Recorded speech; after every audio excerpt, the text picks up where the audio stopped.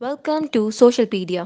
آج کی اس ویڈیو میں آپ کو رقص بسمل ڈرامہ ایپیسوڈ نمبر 17 کے بارے میں اوور ویو ملے گا، اور آپ اس ویڈیو میں یہ جان پائیں گے کہ ایپیسوڈ نمبر 17 میں کیا کچھ ہوا، اور اس ویڈیو میں آپ کو پورے ڈرامے کی سٹوری کے بارے میں پتہ چل جائے گا۔ تو آپ سے گزارش ہے کہ ویڈیو کو لاسٹ تک ضرور دیکھیے گا۔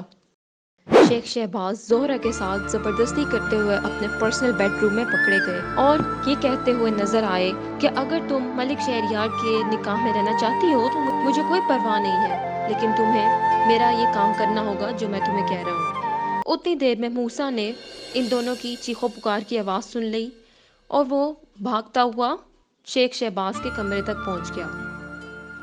جیسے ہی اس نے دروازہ کھولا تو شیخ شہباز کی آنکھیں کھلے کی کھلی رہ گئیں۔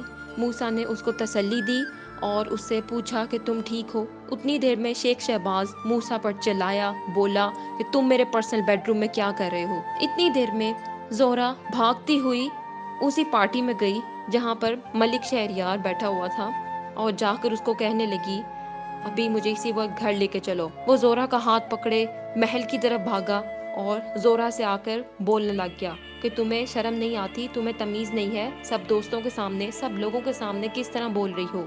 تمہیں پتہ بھی ہے تم کیا کر رہی ہو؟ تم کیوں چلا رہی ہو؟ اتنی دیر میں زہرہ اس کو بتانے لگی کہ تمہارے شیخ شہباز دوست نے مجھ سے زبردستی کرنے کی کوشش کی ہے۔ ملک شہریار اس بات کو نہ مانتے ہوئے اس پر بولتے رہے اور زہرہ اور ملک شہریار کی لڑائی ہو گئی۔ پھر دکھاتے ہیں کہ توقیر خالد اور لیلا اپنے بیڈ روم میں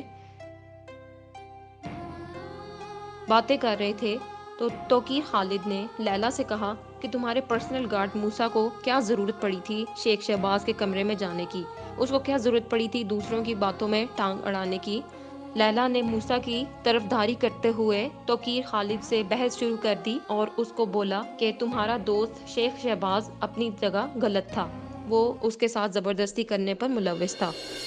اتنی دیر میں توقیر خالد کو غصہ چڑھ گیا اور وہ یہ بولتے ہوئے چپ ہو گئے کہ تم ابھی بھی موسیٰ کی سائیڈ لے رہی ہو، بجائے یہ کہ موسیٰ کو دھکے دے کر باہر نکالو اور اس معصوم انسان شیخ شہباز کو بچاؤ۔ ان دونوں کی بحث بڑی دیر تک چلتی رہی۔ پھر یوں ہوا کہ ملک شہریار زہرہ کے ساتھ لڑائی کرتے ہوئے پکڑے گئے اور انہوں نے زہرہ کو وہ تمام ویڈیو دکھا دی جو شیخ شہباز نے توقیر خالد کو دکھائی تھی۔ وہی سی سی ٹی وی کیمرے والی ویڈیو زہرہ کے سامنے اس نے دکھا دی اور خوب لڑنے لگا۔ یہ دیکھ کر زہرہ خاموش ہو گئی اور شہریار لڑتا رہا اس سے، لیکن زہرہ بھی اس کے سامنے ڈٹ گئی۔ اس نے کہا میں تمہارے کسی بھی سوال کے جواب دینے کی پابند نہیں ہوں۔ پھر یوں دکھایا جاتا ہے کہ موسیٰ بیٹھ کر اپنے کسی دوست سے بات کر رہا تھا اور اس کو سارا واقعہ بتا رہا تھا کہ آج زہرہ کے ساتھ یہ واقعہ ہوا ہے، اور موسیٰ کا دل یہ سب کچھ دیکھ کر پھٹ گیا اور وہ نہیں رہ سکا۔